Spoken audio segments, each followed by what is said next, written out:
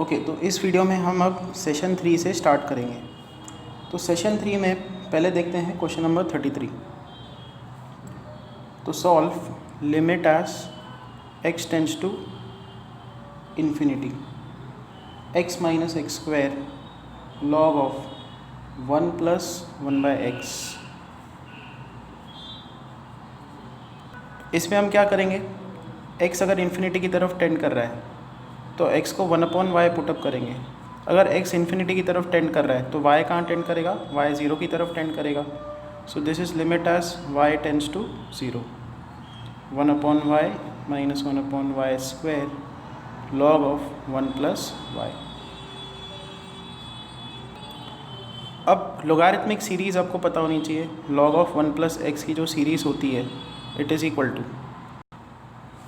x minus x square by 2, उसके बाद आता है यहाँ पे plus x cube by 3 minus x raise to 4/4 and so on.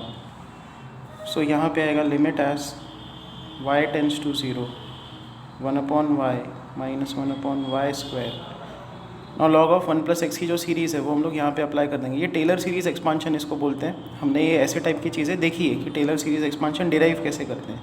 तो यहाँ पे आएगा y minus y square by 2 plus y cube by 3 minus y raise to 4/4 and so on, which is equal to limit as y tends to 0, 1/y minus ये y square को अंदर shift कर दो, you'll get 1/y plus half, यहाँ पे आएगा minus y/3 plus y square by 4 and so on. Now this term will cancel out.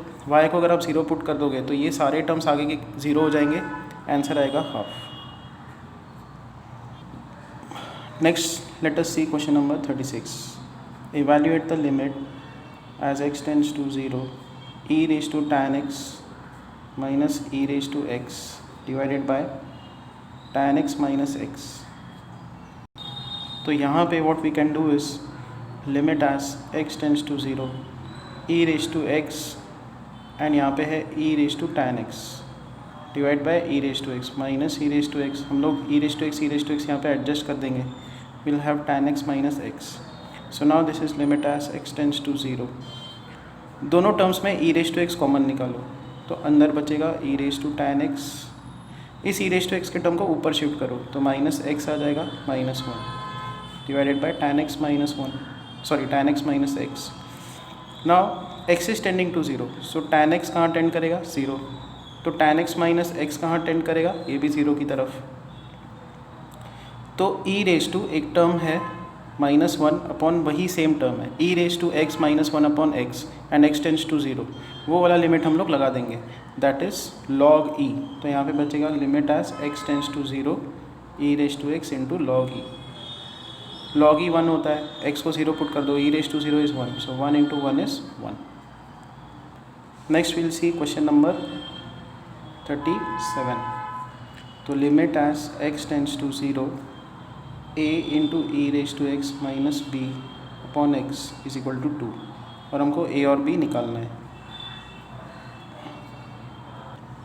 सबसे easy है यहाँ पे लॉपिटॉल रूल लगाना, और एक सीरीज़ फार्मूला भी लगा सकते हो। देखो पहले तो आप x को 0 पुट कर दो तो यहाँ पे आएगा a माइनस बी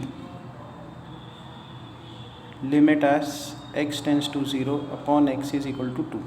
अब देखो बिकॉज इसका जो लिमिट है एक फाइनाइट नंबर आ रहा है, डिनोमिनेटर डेफिनेटली 0 है तो न्यूमरेटर भी क्या होना चाहिए, 0 होना चाहिए, तभी जाके 0/0 फॉर्म आएगा और एक लिमिट लगेगा। क्योंकि अगर ये 0 नहीं है तो ये इन्फिनिटी लिमिट बनेगा। फाइनाइट लिमिट बनने के लिए a माइनस बी को 0 होना चाहिए, मतलब a और b क्या होना चाहिए, इक्वल होना चाहिए। ठीक है, a और b अगर इक्वल है और अगर आप यहाँ पे इसका लिमिट इवैल्यूएट करते हो, limit as x tends to 0 a और b इक्वल है तो यहाँ पे आ जाएगा a e raise to x minus 1 upon x is equal to 2। क्योंकि b और a इक्वल है, b को हमने a पुटअप कर दिया। e raise to x minus 1 upon x का लिमिट 1 होता है and you'll have a is equal to 2। Because a 2 है तो b का वैल्यू 2। दूसरा अप्रोच है, इसमें सीरीज़ फार्मूला लगा दो। एक्सपोनेंशियल फंक्शन का जो सीरीज़ एक्सपांशन है वो लगा देंगे, वो अप्लाई करके देखते हैं। So now we have limit as x tends to 0 a into e raise to x. E raise to x का जो सीरीज एक्सपांशन है it is 1 plus x upon 1 factorial plus x square upon 2 factorial plus x cube upon 3 factorial and so on minus b divided by x। Now यहाँ पे जो है limit as x tends to 0 a minus B, so a minus b upon x, फिर आएगा plus a into x upon x plus a into x square by 2 factorial upon x and ऐसे so on, ऐसे terms आएंगे। तो definitely देखो यहाँ पे x x cancel out हो गया, यहाँ पे एक्स एक्स कैंसिल आउट हो गया, यहाँ पे सिर्फ a बचा, ठीक है। और आगे के सारे टर्म्स x को 0 पुट कर दोगे तो 0 होते जाएंगे, ये आगे के टर्म 0 है ना। इसका लिमिट 2 दिया हुआ है, so limit as x tends to 0 a minus b upon x plus a is equal to 2। तो यहाँ पे अगेन 2 टर्म्स है और उनका लिमिट फाइनाइट आ रहा है, ओके। यहाँ पे x को 0 पुट करोगे तो डिनोमिनेटर 0, तो ये डेफिनेटली 0/0 फॉर्म होना चाहिए, क्योंकि अगर ये 0 नहीं हुआ तो 1 upon a finite number upon 0 infinity बनेगा। लिमिट एग्जिस्ट कर रहा है, मतलब a minus b equal to 0 होना चाहिए। एक बार ये 0 हो गया तो a का वैल्यू कितना आएगा, a का वैल्यू 2, और बिकॉज a का वैल्यू 2 है, a और b इक्वल है, तो b का वैल्यू भी क्या आएगा 2। ओके, नेक्स्ट देखते हैं question number 38। Solve limit as x tends to 0 a sin x minus b x plus c x square plus x cube divided by 2x square log of 1 plus x minus 2x cube plus x raise to 4। If it exist, ये बोला कि ये limit exist करता है, limit exist then find a b c की value निकालो।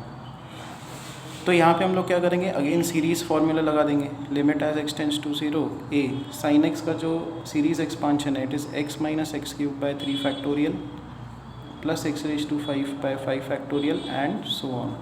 फिर यहाँ पे आएगा minus b x plus c x square plus x cube divided by 2x square into 1 plus log x का सीरीज़ एक्सपांशन, तो x minus x square by 2 plus x cube by 3 minus x raise to 4 by 4 and so on minus 2x cube plus x raise to 4।